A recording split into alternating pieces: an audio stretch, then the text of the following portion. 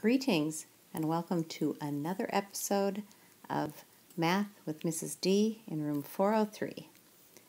Please find a distraction-free zone to do your note-taking and watching the video today.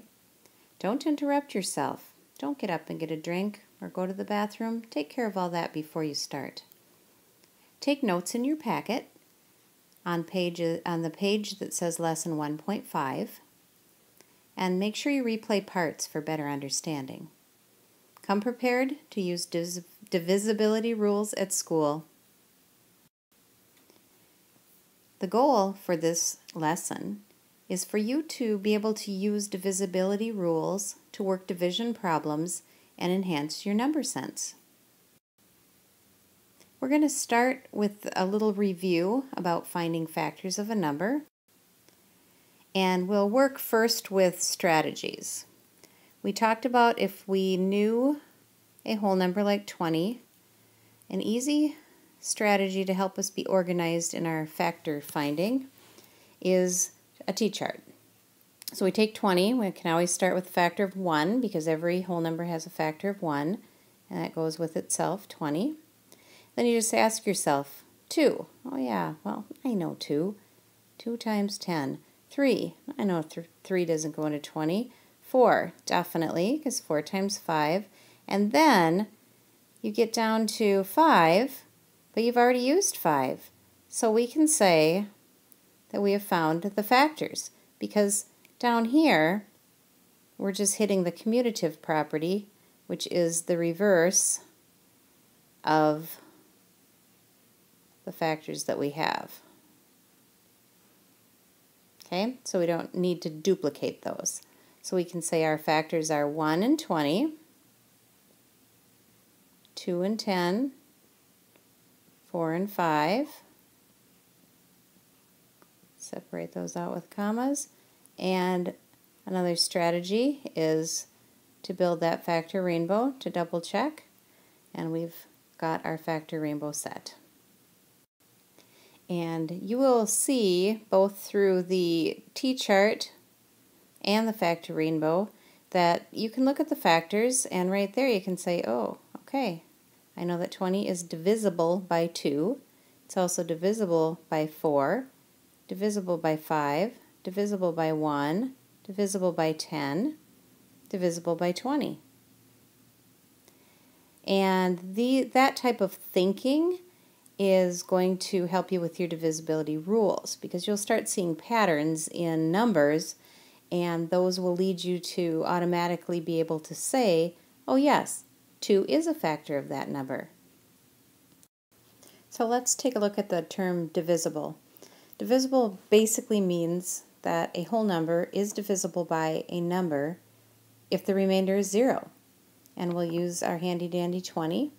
And we say 20 is divisible by 2, or 20 divided by 2 equals 10. No remainder.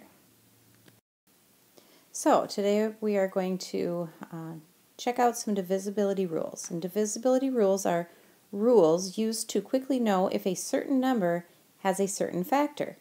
Therefore, if it can be evenly divided by that number. So today when we look at the divisibility rules, we really are going to focus on these numbers, 2, 3, 5, 6, 9, and 10. And we're going to be able to look at larger whole numbers and determine, based on these rules, if it is divisible by 2, or divisible by 3, or divisible by 5, 6, 9, or 10, and it will build your number sense. So let's start with the most fundamental divisibility rule.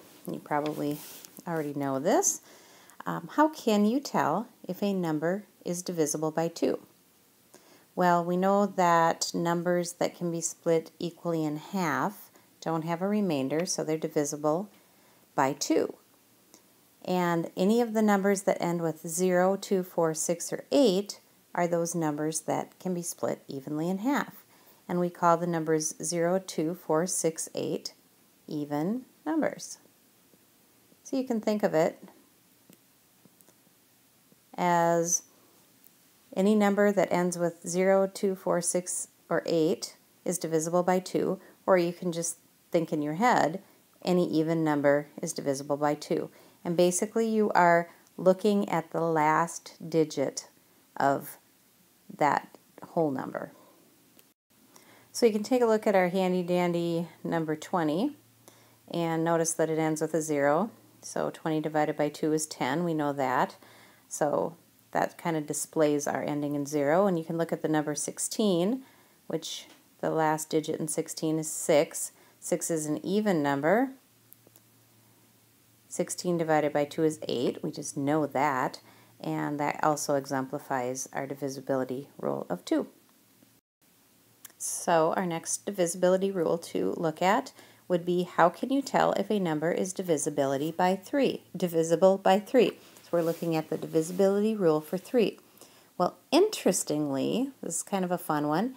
If you take a number, let's use 513, and you take those digits, the 5, the 1, the 3, and you add them together. 5 plus 1 plus 3 is 9. And then you look at that 9 and you ask yourself, is 9 divisible by 3? Why, yes it is. 9 divided by 3 equals 3. No remainder. So the divisibility rule is to take the digits of the whole number and add each digit separately, and then once you get that sum, you divide that by 3, and if it comes out to a whole number with no remainder, then you can say that the number is divisible by 3. So let's try another. 624. So I'm going to pause here for a minute and you go ahead and apply that divisibility rule on your note sheet. You should be saying, oh, I need to take the 6 plus the 2 plus the 4 and get that sum. So we have 8 and 12, and then I need to take that sum and think about, is it divisible by 3 with no remainder? And it is. So we can say that 624 is also going to be divisible by 3 with no remainders left over. So another divisibility rule that you're probably very familiar with but have never really thought of it in terms of a divisibility rule is your multiples of 5. If you are counting by 5, 10, 15, 20, 25, 30, you are actually indicating numbers that are all divisible by 5. If you look closely at the pattern, they either end in a 5 or a 0. So that pattern right there with the multiples essentially defines our divisibility of rule by 5. Anything ending in 5 or 0 is divisible by 5. Okay, so now we have the number 6. So how can we tell if a number is divisible by 6? So divisibility rule for 6. Well, let's first take a look at the number 6. 6 is actually equal to 3 times 2. Well, we know the divisibility rule for 3, adding up the digits and then dividing that sum by 3 to look for an quotient for that without a remainder. And the divisibility rule for 2 is if it is an even number, if it ends with 0, 2, 4, 6, or 8. So for 6, we basically have to make sure that it is both divisible by 3 and divisible by 2. So let's take a number and see if we can apply that. Let's look at number 425. 26. So if somebody just gave you that number and said, hey, can you divide that by 6? You might have a little misconception and look at the last digit and go, hey, the last digit's 6, so it must be divisible by 6. Nope. You don't want to just jump to that conclusion. You want to use the divisibility rule where it has to be divisible by both 3 and 2. So let's go ahead and let's work with our 2 first, because our 2 is essentially if this is an even number. And we can look at the last digit, which is 6. 6 is an even number, so we know that it is divisible by 2. And then for our divisibility rule of 3, we take our digits and we add them together and we see what they come out to. 4 plus 2 is 6, 6 plus 6 is 12, and then we think, is 12 divisible by 3? And it is. So we can say that this number has met both the divisibility rule for 3 and the divisibility rule for 2.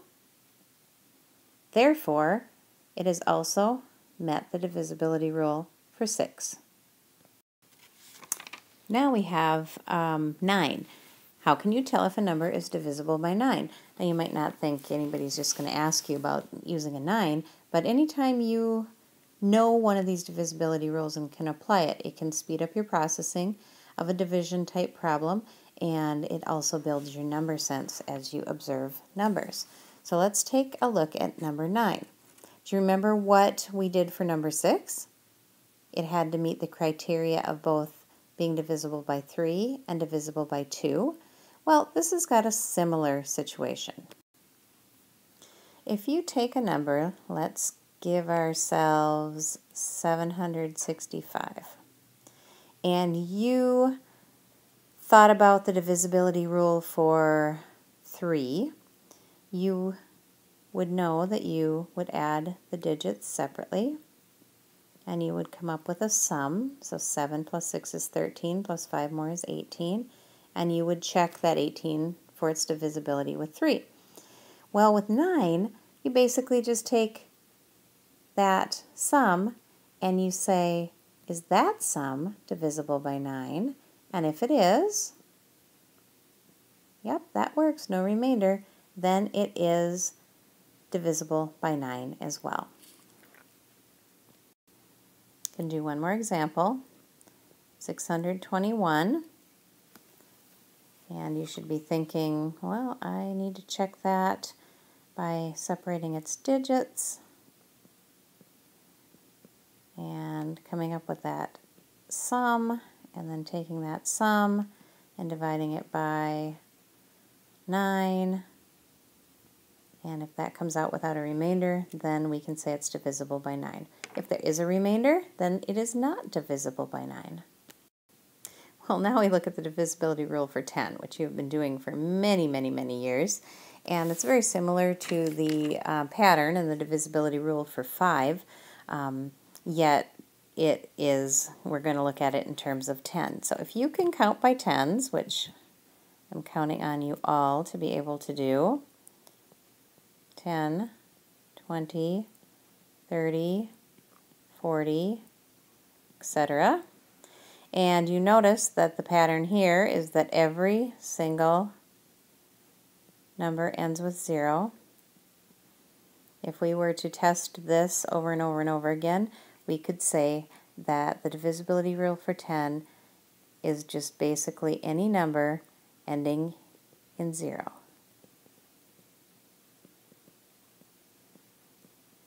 Is divisible by 10. And congratulations, you have completed this lesson.